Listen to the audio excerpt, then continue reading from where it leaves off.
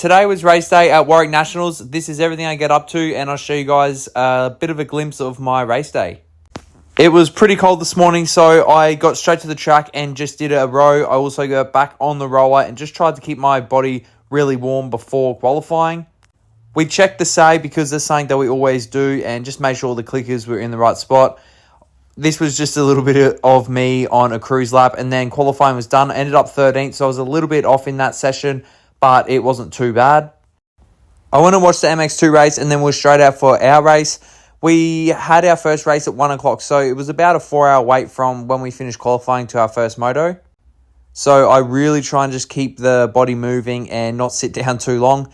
This moto I ended up 12th. I just struggled really bad with arm pump. I got myself in a pretty good position, and I kind of just stayed there. I really tried to just flow with the track and get myself into a bit of a flow.